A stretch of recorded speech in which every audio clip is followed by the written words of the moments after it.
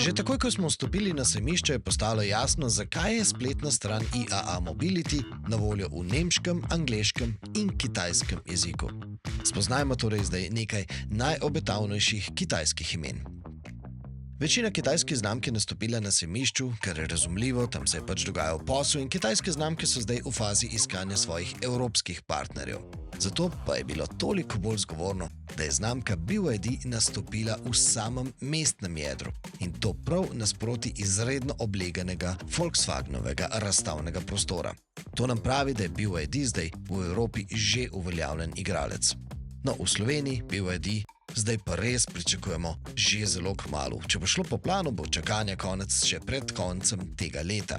In kot je znano, BYD je približno toliko ljudski, kot je ljudski Volkswagen. Evropska kakovost ima pač evropsko ceno. No, cenovno nekoliko više naj bi kotiral XPeng, ki je z odprtjem pisarnem v Budimpešti uradno sporočil svojo prisotnost pri nas. Ampak občutek nam pravi, da to znamko čaka še kar nekaj dela, preden si bo pridobila zaupanje Slovencev, slovenskih trgovcev in slovenskih kupcev. XPeng, ki je sicer zanimiv, ker se je dogovoril za proizvodnjo svojih avtomobilov v Gradcu. Magna Steyr, ki zaposluje tudi veliko slovenskih Štajercev, pa bo pomagala pri izogibanju carinam tudi kitajski državni družbi GAC. V Gradcu bodo zanjo izdelovali električni družinski SUV, nosil bo znamko Aion, obljubljajo pa nepremijsko ceno. Se je pa ta preplet kitajskih znamk ter evropskega razvoja in proizvodne nasploh čutil pri kitajski znamki Changan, ki jo prav tako lahko kmalu pričakujemo v Sloveniji. No, pri Changanu je bilo vzdušje povsem britansko in to bo očitno v prihodnjih letih ključnega pomena.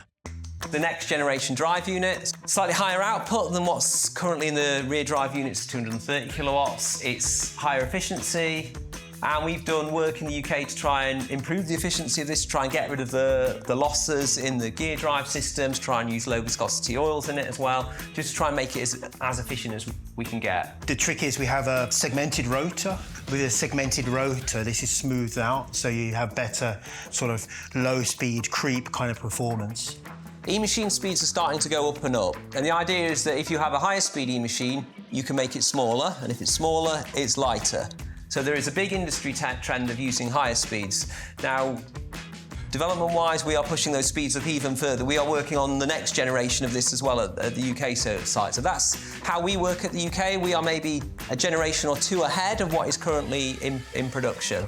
We've done quite a lot of localization with mainly the chassis, steering, also the steering tune. The infotainment system, we made some changes to make it more accessible to the customer, less things hidden in menus than before. The ADAS system has been adjusted, the infotainment system has been adjusted, the feel of the car dynamically. So that, I think in the presentation you've seen the 150 changes from the base vehicle. So we've tried to make it to suit the European needs. It's not just a car from China, drop straight here. We have tuned it and it's different. Pokazala se je tudi luksuzna znamka, ki se imenuje ne Auto, ampak Aito. No, ta znamka ima v tem trenutku očitno več kot dovolj posla z bogatimi Arabci, da datuma vstopa v Evrope še sploh ni določila, jih pa ta zelo mika. Kot slišimo, se v Sloveniji kmalu obeta tudi vietnamska znamka Winfast, pozorni pa bodimo tudi na, pozor, turško znamko Tog. In zakaj znamka Tog obeta?